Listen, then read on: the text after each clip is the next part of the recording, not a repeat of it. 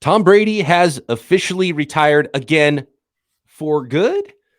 DeMeco Ryans, Houston Texans' new head coach, Sean Payton, Denver Broncos' new head coach, all that and more coming up on today's Peacock and Williamson. NFL analyst Brian Peacock and former NFL scout Matt Williamson bring you expert NFL analysis every day in less than 30 minutes. Get an inside look into the NFL on the field and in the front office.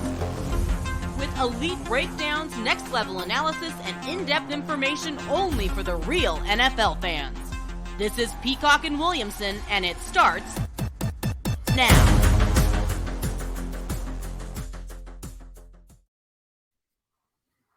Welcome to the Peacock and Williamson NFL Show. Brian Peacock alongside Matt Williamson at BD Peacock at Williamson NFL. Thanks, everybody, for making us your first listen here on the Locked On Podcast Network, your team every day. Today's episode of P&W is brought to you by Ultimate Football GM.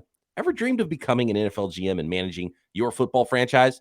Then this is definitely the game for you. To download the game, just visit ultimate-gm.com or look it up on the app stores.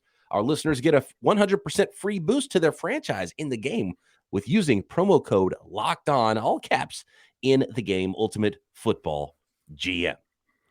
Matt, I got to ask, you're probably staring over there at your spreadsheet that we've been teasing that I think we'll have to dive into next week about which quarterbacks will be on which rosters in 2023, projecting out the quarterback carousel in the offseason.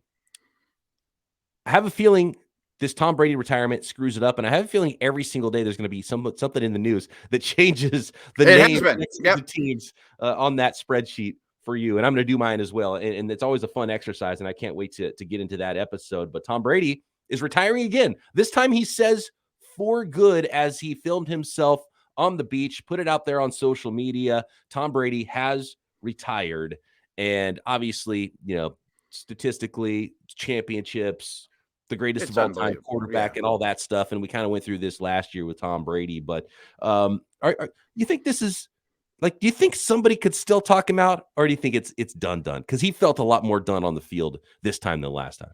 He sure did. You know, like last year, they lost a tough game in the playoffs, and he seemed upset that they lost, not like reflective of, man, this might be the last time I walked off the field. You know, of course, all eyes were on him.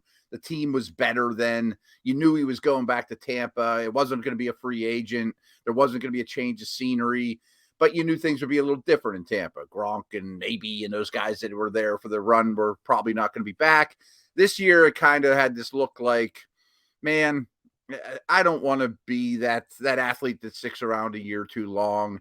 Clearly, he can still play. I mean, his mind is a microprocessor. He knows where every blitz comes from, leads the league in getting the ball out of his hands in terms of quickness. But he doesn't like to get hit anymore and needs more around him than ever. And I think that's the perfect time to say, let's hang this up. You know, I mean, we saw recently Ryan this past year, Benz last year, the end of Eli. Peyton Manning won the Super Bowl, but he was a shell of himself. Like, I don't want that memory. Yeah, and it's funny because I think on my spreadsheet, on my list of names next to teams for quarterbacks in 2023, the 49ers are in a weird situation. I think I might have had that as the really the only last fit for Tom Brady. Homecoming, one more year. Let's see if you can get those hometown 49ers that you grew up loving. Let's see if you can get them over the hump and get that last title, maybe. What a story that would have been. And that would be the team that you could have talked Tom Brady into playing one more year with. And I think it was the only player that made sense for me from a veteran standpoint to be like, let's bring in Tom Brady and just see where this thing goes with these young quarterbacks. Let's bring in the oldest quarterback, who, by the way, you put Trey Lance, Brock Purdy together, and they're still, I think, a little bit shy of Tom Brady's age, which is that's crazy, right? And so, it was really hard to start to find a fit for Tom Brady, and I don't think that's part of it for him for his retirement. It could have really gone bad though. That would have been the other thing, right? Like, oh, Tom Brady probably doesn't want. Like, it would have been a really cool story to ride off into the sunset wearing your favorite team growing up's jersey, winning a title. But you also don't want that image of an old guy who's too old and bad and getting battered in that jersey either, and have that like really ugly image of you leaving the NFL. So it's the right move for Tom Brady. And he looked so done this year. He kind of looked like old guy Krabby this year too. It's like, yeah, he's definitely getting old, and you could see it in his face, see it in the way he played, see it in his mannerisms off the field. Go make a whole ton of money, more than you would make playing football with your broadcasting career now. Yeah, and who am I to say what he looks like physically, but he looked older, skinnier, frailer, you know what I mean? He didn't look like a big, strong, big athlete this year, like a big pocket quarterback that can take a beating and stand in there and, these 23-year-olds that run 4.5s that are 270 running through you. I mean, like, that's not for me anymore, which I totally get. We teased this spreadsheet, and it was funny. We kind of touched on it yesterday. I had Brady going to the Raiders as of like a week or so ago, thinking that's not a bad fit. But if I'm Tom, I'm looking at that O-line going, ooh, I'm not loving that aspect of it. Throwing to Adams is interesting. Then Purdy got hurt, so I moved Brady to your Niners, kind of as you mentioned. And now it's like, boy, now we're just losing another starting quarterback. Like, we've teased the spreadsheet to no end, and it has changed for me almost on a every couple day basis.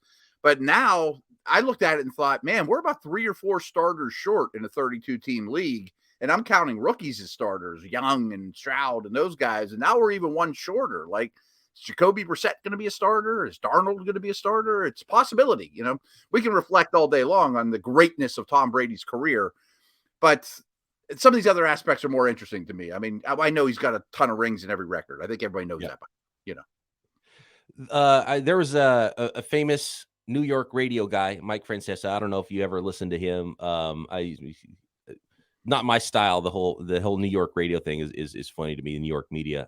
In some aspects, I love it. In some aspects, like, this guy's kind of a dinosaur. And of course, you go on the radio and you have your hot take and you blow hard in the microphone. You have no co-host. It's just your voice the whole time. It's like, it's not my style. I like the tennis match of sports conversations. Why I love doing the show with you every day, Matt. Sure. Yeah, me too. And basically, he's like, he wasn't the best regular season quarterback. He wasn't the best Super Bowl quarterback. That was Joe Montana. He said he wasn't the best. He just played the most and collected all the statistics. And I was like, that is just the weakest, boring argument for Tom Brady. It's like, come on, you're trying way too hard. Tom Brady's the greatest quarterback of all time. I mean, and being a 49er guy, I'll admit it. They've got Hall of Fame quarterbacks. And at one point in time, I would have fought you and said it's Joe Montana, right? Mm-hmm. And I'm still going to fight for my guy, Jerry Rice, all day long over whoever it is, Randy Moss, whoever. But Tom Brady's the dude. Like, that's it. Like, he was great. He was a stone cold killer. He was a surgeon. He was up to the task, no matter if it was regular season, postseason, Super Bowl. He was a boogeyman, and he's the greatest. He's at the top. He's number one. Yeah. I don't know enough about other sports, but is he the best team sport player ever? I mean, I'm more of a hockey guy than you, but Gretzky's numbers are unbelievable. I mean, they're undeniable too. Insane. Gretzky's numbers are like Jerry Rice's, where it's like, right, like, so far ahead that it doesn't make sense that there's not people between number 1 and number 2. Right, exactly. Yeah. And actually Brady's are now too. I mean, when you look at lifetime achievements, yes. Just the other day I said, I think Mahomes is the best quarterback I've ever seen. And I'll stand by that, but his resume will never be the same as Brady's. I mean, like, nobody's will. I mean, he kind of he had 2 different dynasties with the Patriots. People think that was just 20 years of greatness. Really, it was one great team. Then there was a little gap, and then they had another great team where it was so Brady-esque, throwing to Gronk and Moss and, him lighting up the scoreboard. And then he had a great stint with the Bucks too. I mean, not that the Bucks was Hall of Fame worthy in itself, but he had 3 big, massive, amazing chapters to his career. The Bucks one is the one that seals it. And it was a better roster. And it was actually a brilliant move by him to identify, okay, this team's got receivers, this team's got a defense, and they've got a pretty dang good offensive line. And I think that's one of the things that fell apart for Tom Brady this year, which made him look a little bit older, is like, I can't carry a team if I'm not getting protected up front, too old, too frail. I'm not going to get out of the pocket. So I'm just going to get the ball out in 1.5 seconds. And it's not really going to be an offense that we want to see. And they couldn't run the ball. So offensive line definitely let him down this year. If he was maybe on a team that had a better offensive line, maybe better like catch and run players, I could have seen it for one more year for Tom Brady. But when you see where the Buccaneers were with pretty much the same roster, and then you plunk Tom Brady into it, even in his 40s, Tom Brady into it. And it's like, oh, we're gonna go win a Super Bowl. Like that's pretty awesome. And that's the difference in a guy like that, that you can say we're mediocre today. Tomorrow we had Tom Brady. We could hoist the Lombardi. Yeah. And what was amazing to me, first of all, you and I weren't doing the show together yet when he went to Tampa, but I'm kind of proud of myself because I'm like, if I'm Tom, I'm going to Tampa. People forget that was the year before he got there. Winston had the 30 interceptions or whatever. I'm like, this is a good team if they don't throw 30 interceptions. You know, if you throw 10, they're a playoff team. And Tom's not going to throw 30. He's not going to throw 15. So it was an ideal landing spot. Not that even Winston was a terrible player, but you know, you throw 30 picks, it's hard to win. You know, that defense was in place. The line was in place. And, you know, you spin things back to the Niners. I spin things back to the Steelers. So last year, I would always really monitor Ben's time to get the ball out of his hands because it was him and Brady were the fastest in the league. They're old. They're smart. They've been around the block. They don't want to get hit. Well, Ben's average depth of target was unbelievably low, where Brady was throwing the ball down the field and getting it out of his hands remarkably quick, which is uncanny. And he's done that for years. But this past year it changed because the Bucs had maybe the worst running game in the league, and they were the least explosive passing game in the league. So it was just getting it out to get it out. And that's how it changed. Yeah. And we kind of saw that with Breeze as well at the end of his Hall of Fame career. It's just like, okay, it's one thing to get the ball out quick and on time. It's another thing to get the ball out too quick. And it's almost hampering your offense. And it's like still watching the Steelers last year. Everyone just tackled the catch and, you know, get it out. Deontay gets killed, you know, where Brady's getting it out to Evans 30 yards down the field in the same short amount of time. Like, wow. So congrats to Tom Brady on obviously an amazing career. He is now retired again. I feel like it's a 99.9%er.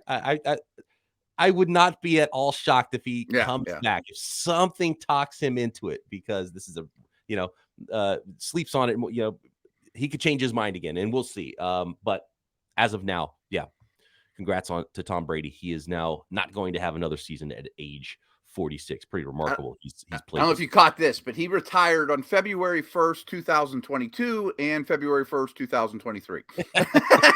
Maybe he'll do it again next year. On purpose. Love that. All right. Next, we've got new head coaches in Denver and Houston, Sean Payton and DeMeco Ryans, respectively. Today's episode is brought to you by Ultimate Football GM. You've heard me talk about this mobile game app, and I can't tell you how much fun we had competing against each other. My fellow Locked On NFL host, Chris Carter of Locked On Steelers, was our Locked On NFL champion. And it was super fun, just building your franchise. And there were some challenges with this. You know, you come in, you don't have a great roster, and you build your franchise in the image that you want to. You build the kind of offense you want to run, the defensive scheme you want to run, and you add players through free agency. And of course, the draft, which is always so fun, the ups and downs of a season. You got to hire the right coaches and coordinators. You got to trade players. You got to try to improve and build your roster, and it keeps score. And in the end, you can build your dynasty over the course of 25 years. And if you've ever dreamed of being an NFL GM, your dream can come true now with this mobile game, Ultimate Football GM. And Locked On listeners will get a 100% free boost to their franchise in-game when using promo code Locked On inside their game store. That's Locked On, all caps, one word, inside the game store to give your team a little boost at Ultimate Football GM. To download the game, just visit ultimate-gm.com or look it up on the app stores. That's ultimate-gm.com. Ultimate Football GM. Start your dynasty today. It's Senior Bowl time. It's draft season for all but two teams in the NFL, and Locked On is heading to the Senior Bowl. Get inside analysis from the hosts that covered the NFL's next generation in college and find out what NFL draft boards these players will be climbing, all in one location. Subscribe to Locked On NFL Draft, and we've got some nightly live shows from the Senior Bowl in Mobile, Alabama, Tuesday, Wednesday, and Thursday this week, 9 Eastern, 6 p.m. Pacific. Sean Payton, this was an odd, because the Denver Broncos fired Nathaniel Hackett early and had a lot of time to interview coaches to find their guy. Mm-hmm. And it felt like throughout the entire process, their number one guy, and one of them being DeMeco Ryans, kind of isn't the guy that they got. And so I'm pretty sure this was not the top job on the list for candidates. Oh, I agree. But the Denver Broncos ended up in the end going out and getting what most people wouldn't consider the top candidate out there, which was Sean Payton. So good on them. did Sean Payton, is my question here before we go too much further with this hire. There's a lot of angles to this. Did Sean Payton not have as big of a market because some teams weren't connected to him at all? Do you think this was, in the end, Sean Payton's best choice, top choice, and the Denver Broncos' top choice? Do you think Sean Payton could have found a better job if he waited a year? Because this process felt really weird with the reporting that went on, and maybe some of the reporting was wrong, but it's almost like, oh, man, well, we have to do whatever we have to do and trade picks and whatever money he wants to go get Sean Payton, or else we're not going to get the candidate we need for this football franchise. And it was an odd process. That's the way I would characterize this with Sean Payton ultimately. And for the Broncos, I don't think they could have done better either, but it was just weird the way it went, right? Am I wrong about that? No, I don't think you're wrong at all about that. I mean, I often not criticize, but often question rookie quarterbacks, rookie head coaches. Well, these are rookie owners. I mean, they've never done this before. They kind of, well, we got a lot of money. Let's buy the Broncos. It's a good opportunity.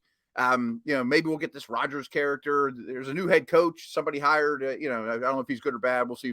Obviously they know more knowledge than that, but they're rookies. And I think deep down that Denver would rather have Ryans and a first round pick than Payton. I don't know if they'd rather have Ryans or Payton. I mean, that's a question to me, but the compensation is substantial, and I think that pump the brakes a little bit for some teams. It's a couple weeks old, but I urge everyone to go check out friend of the podcast Mike Sando's article, because he ranked all the available head coaching opportunities. And when you read that article, you look at it and go, this is a really rough year. I mean, in the end, Sando had Houston as the best job, which, like, really? But when he laid it out, it made some sense. Followed by Carolina, with Denver and Arizona being the worst because ownership's questionable. You're inheriting an expensive quarterback at those places. At least in Carolina and Houston, it's still somewhat of a blank, chalkboard. I can do a lot of stuff here. But I also think Payton, when it's all said and done, first of all, is going to get paid extremely well. I haven't seen his contract, but money's never going to be an issue with this team. And you wonder, when you sit down with Payton, do you say, do you have to get Wilson right, or you got to live a year with Wilson and see if you get it right, and we'll go another direction if it doesn't? Like if it was some young head coach, some quarterback coach you hire, you better get Wilson right. Where Payton's like, this guy's unfixable, or I'll give it a shot, but I'm not married to this guy for the next 6 years.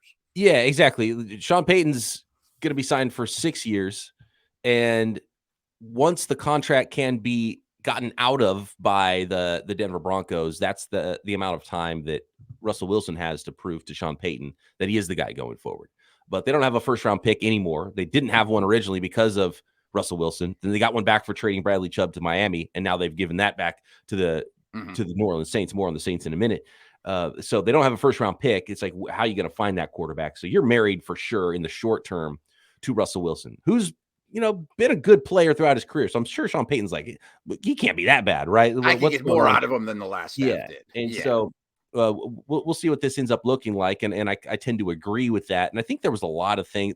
One of the reasons why I thought Payton was the best fit for the Broncos, all along, was that it just felt like there was something big picture, like CEO, top to bottom. How do you run a football team? Right. It was an issue there that couldn't get figured out by a first-time head coach. Now you have Sean Payton that if he can't figure out, there's a massive problem there with the Broncos internally. No question. I mean, I'm not ripping on this new ownership, but they'd never owned a team before. It's not like my hometown Roonies that have been, or, the Maras or the Hallises, or, people that have been doing this as the family business forever and ever and ever and are in the building, So Wilson comes in and he probably has the biggest stick in the room. You got a rookie head coach with no pelts on the wall. Well, now Payton's the man. Russ, you're going to do what Sean says, and if you give me a hard time, such is life. I do think, I don't know, but I wonder, I'm sure the conversation was had between Payton and ownership too, of if this year's a disaster and Wilson's a terrible player, I want to use a first round pick next year on a quarterback. Like, don't tell me I have to get this guy. I'm stuck with him for 5 years, or I'm not taking the job no matter what you pay me. But I love this hire. I mean, if you look at it in the light of Denver traded Chubb for Payton, I'll take it. You know what I mean? Like it gets you respectability in a huge way. All those things of I've been around the block a long time. I'm going to get this thing right. And their roster's not that bad. If Wilson's not that bad, they actually have a little bit of cap space, and now they have a little bit of draft capital. You know, I mean, not a first round pick, but they're not in terrible shape. Right. And so that's the thing. Basically, their draft status next year, when they have their first rounder again, will tell you what their process is going to be next year. Right. If they are picking in the 20s, then clearly Payton fixed a lot of things, and their roster is good enough to compete, of course. And, you know, I mean, he just entered one of the tougher divisions in the league, even though it wasn't as good as we maybe thought it was going to be coming into the year. A lot of that was the Broncos. I would have preferred to go to the NFC too. Right. Yeah. But if they're drafting high enough to draft the top quarterback, well, then there's your answer. So yeah, right. So I mean, you can see a path either way, and I'll take Judy and Sutton and Javonte Williams and decent O-line, defenses in place, you know, and you know Peyton's got a lot out of good rosters. So Drew Brees, of course, but he's one of the best 10 coaches on the planet, in my opinion. Next. What did the Saints get out of this now? The Saints are now back in the first round, or it's getting pretty difficult these days to keep track of first-round picks and where they're going. And some of these are moving around 5-6 times before they actually a team actually selects with these first-round picks. The Denver Broncos are giving up this year's first-round pick, which is 29 overall, which used to be the San Francisco 49ers pick that they used to move up to get Trey Lance a couple of years ago. Their second-round pick next year is going as well to the New Orleans Saints for Sean Payton, and the Saints are actually sending a third next year back to Denver. So next, let's talk about what this means for the New Orleans Saints and then Houston Texans new head coach DeMeco Ryans. Today's episode brought to you by our newest sponsor, the number one sports book in America, FanDuel. And this year, you only need one app at your Super Bowl party, and that is FanDuel, because they have the no sweat first bet. Download FanDuel now so you can bet Super Bowl 57 with a no sweat first bet, which means you can get up to $3,000 back in bonus bets if your first bet doesn't win. FanDuel lets you bet on everything. And of course, tons of Super Bowl lines. There's the point spread, the money line, who will score the first touchdown, a million Super Bowl props, which are always really fun, a million draft props that are now growing now that there's also draft season at FanDuel. FanDuel is the sportsbook app that is the easiest to use that I have found. I love the interface. It is so easy. Build your own parlay. It's fun. The app is safe. The app is secure. And best of all, you get paid your winnings instantly. So join FanDuel today at FanDuel.com/lockedon to claim your no sweat first bet on Super Bowl 57. That's FanDuel.com/lockedon. Make every moment more with FanDuel, official sportsbook partner of the NFL. Have you guys tried those Built Bars yet? Because I'm telling you, it's unbelievable. You got to try Built because healthy is actually tasty. The flavors that they're able to pack in a low calorie, low sugar treat that is high in protein, like that is the combination you are looking for when you are grabbing a snack. And there's flavors like peanut butter brownie, churro, coconut almond, cookies and cream, double chocolate, right? Brownie batter. It's insane. There's magic behind the scenes. I don't know how they do it. Most Built Bars are actually covered in 100% real chocolate as well. But again, only 130 calories in most Built Bars. Only 4 grams of sugars in most Built Bars. A whopping 17 grams of protein in most Built Bars. And now you don't need to wait around to get a box. And of course, you can get yourself a box of Built Bars at Built.com. But now you can find them on your store shelves at your local Walmart or Sam's Club. Walmart pharmacy section, get 4 boxes of cookies and cream, double chocolate or coconut puffs. And at Sam's Club, you can grab a 13-bar box of hit flavors like brownie batter and churro, and then thank us later. And of course, you can find all of your Built Bar needs at Built.com. So the Saints made out pretty well in this. That it was a very curious draft for the Saints last year. And I think even though Chris Olave is a really good player, and I think kind of got the short end of the stick where he should have been a finalist for Rookie of the Year, maybe should have won the Rookie of the Year award. Oh, he's phenomenal. Yeah. Turns out his teammate got that wide receiver nod for the finalists there. Garrett Wilson, who's also deserving. Like those guys were kind of neck and neck there. Then the Trevor Penning move and the not knowing what your quarterback was going to be situation was the real head scratcher for me for the Saints last offseason. We talked about it. We talked about it post draft, and I kind of gave the Saints a pretty poor draft grade because of like, what are you doing at quarterback? I don't think you have your answer. And if you don't have your answer, you don't have a first pick next year now to find that answer. But Sean Payton was that ace in the hole that they had to get themselves a pick. And it turns out they got a really late first-round pick, so I still don't know if that's their answer, but at least gives them a little bit more of an opportunity to maybe find their next quarterback, which is going to be huge for the New Orleans Saints going forward.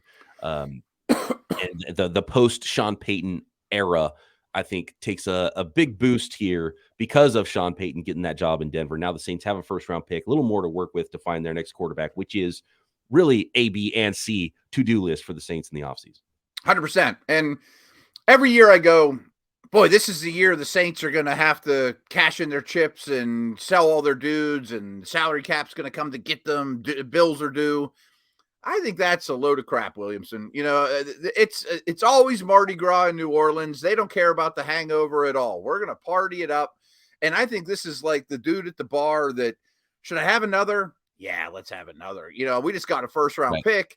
I'm going to trade this for Derek Carr. I'm going to, you know, I'm not going to make this pick. I'm trading up for a quarterback, or I'm going to turn it into Lamar Jackson, or I mean, I don't think it'll be that degree, but I think that might end up being Derek Carr or something like that, where we just got this gift. I'm not putting it in the bank. I'm putting it all on black. I'm putting it all on red. Spin that thing. Let's go. You know, that's just how they operate.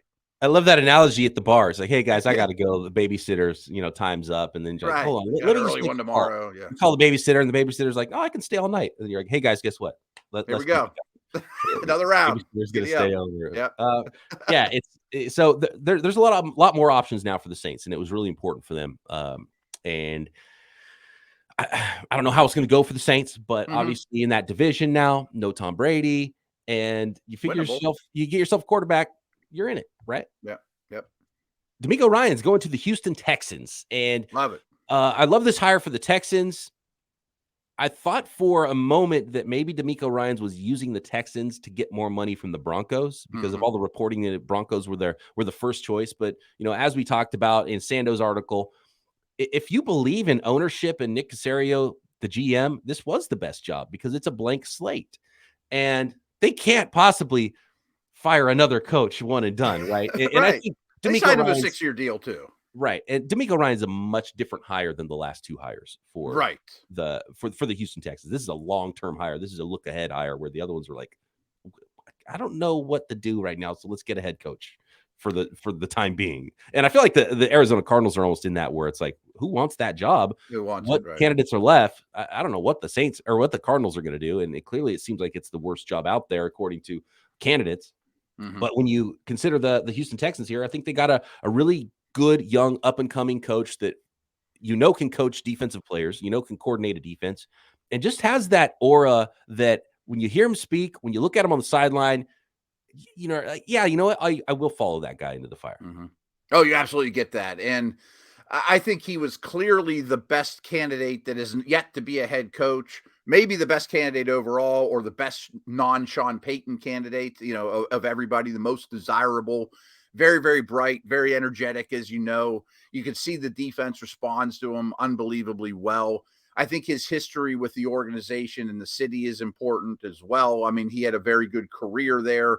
I don't know if he met his wife there, but I know his wife is from Houston. I assume that was, an overlap there. Yeah. There's a family. And people forget these guys are human beings. Like if you had the option to be the Bears head coach or the Niners head coach, you'd probably be the Niners head coach. You know what I mean? Like there's a home situation here too. And I think the 6-year deal is very important. And it is a much different hire than the last two, who we knew were stopgaps. Didn't know they'd be one and done. But you have a lot of draft picks. You can really build this thing the way you like. Yes. And a lot of questions about quarterback and how they're going to build this thing. But they have the second pick in the draft. They have the 12th pick in the draft from the Cleveland Browns. So a lot of picks here and a blank roster to build in whatever image that Nick Caserio and DeMeco Ryans want. The one, I think, pitfall potentially for DeMeco Ryans and the Texans is how much leeway does the GM have? You don't want Right. to I don't be know. bad for another year, and then ownership's like, this is too many years in a row, and then you're changing things and you're firing coordinators. So if you have a very young first-time head coach, Mm-hmm. do you draft a quarterback in the first round, rookie quarterback, and then who's going to be the offensive coordinator? Are you going to somebody That's who's what I was been a gonna say. QB coach that's maybe never called plays before? There's a potential for just like massive growing pains here with rookie coach, rookie head coach, rookie quarterback, rookie offensive coordinator that could be a disaster almost potentially. So it's going to be really important for DeMeco to find the right offensive head coach. And I'm guessing it's going to be someone who's been around for a while and called plays at the NFL level for a while, whether it's a hot name or not. Yeah, we're thinking on the same level there. First challenge now, DeMeco, is go get the right OC. And I'm sure he has names in mind, of course. I don't know who those are. Your Niners have been picked through. There's probably nobody else to steal from that organization. Yeah, it's like Brian Greasy's the next one. He's been a QB coach for 1 year in the NFL. It's like that's too soon, Right. Kyle's gonna have to start changing his title because I think teams might come calling for Brian Greasy at some point very soon. But where do you go with that? Jim Bob Cooter, that doesn't really excite you, right? Mm-hmm. But he's been around the block a little bit. You probably got to find a veteran unless there's some young superstar that we're not talking about, one of the Kubiaks or something like that that run a system that DeMeco's familiar with if he wants to implement a Shanahan tree, Kubiak tree, sort of a coach. So that'll be a really interesting hire for the Texans. And obviously, when you get a defensive head coach, it's so important. Yeah, and unlike Payton, kind of like you mentioned, I assume Ryans has not had a lot of influence in team building, personnel, that type of thing. I mean, he's very young, just hasn't been around the block yet. So that's going to have to be a very important relationship. But you're right. I would look for, I don't know the name, but an offensive coordinator that maybe even was a head coach at one point that I can bounce ideas off of and has been around the block and has developed some quarterbacks. It's almost certainly going to be a rookie. And speaking of compensation for losing a coach, the San Francisco 49ers now get their 4th comp pick. It's unbelievable. In this draft. The 49ers are going to dominate the early 100s of the NFL draft. They have their 4th comp pick now, and the second minority hired away from the 49ers organization. Rand Carthon got the Tennessee Titans GM job, and that was after, Robert Saleh and Martin Mayhew and Mike McDaniel in the past. Right. From the organization. So that's why they have all of these comp picks. And now they have 2 more coming this year for Carthon and DeMeco Ryans. And that's going to go into future years as well with comp 3rd round picks for the San Francisco 49ers, who are doing something right in developing future coaches and GMs around the league. And how could you not take notice if you're the other 31 teams to say, we should give a minority an opportunity, even if it just, yields us draft picks, so the process is working what the NFL wanted to do, yes. Let's give these gentlemen more opportunity. And now, when in doubt, I'm going to give you the opportunity because I'll take 3rd round picks in 2 years because you're a great coach. And right. And I think this process of rewarding is much better than just, and the Rooney Rule is sort of the first step, but just interviewing is not enough. Right. Yeah. Because people just jump over that hurdle, be like, oh, yes. We interviewed a guy, but we never won him ever. For example, Sean Payton, a month ago, there was a report that when Sean Payton gets a head coaching job, he's going to hire Vic Fangio. And it's like, excuse me, I don't think that's how it works. And it's also the point where, they might get in trouble if Vic Fangio ends up being the defensive coordinator for the Broncos because, did you really go through the process as you were supposed to with the Rooney Rule? So, good on the 49ers for developing, minority coaches and recognizing young, talented guys and bringing them into their organization, which is the whole point of the thing. And maybe we'll get that offensive coordinator question answered by the end of the week. I would assume that's the next one to drop. That Cardinal question is still looming out there as well. I've been digging into Senior Bowl like crazy, so I'm starting to learn these prospects. That's always exciting for me too. So it's been good stuff. More coaching hires, coordinators, head coaches to come in future episodes of Peacock and Williamson. Senior Bowl reports coming on future episodes of Peacock and Williamson. The QB carousel projections also coming next week. And of course, we got another game coming as well with Super Bowl 57. And that's why we're here with you every single day, all season and off season long. Talk to you tomorrow right here, Peacock and Williamson.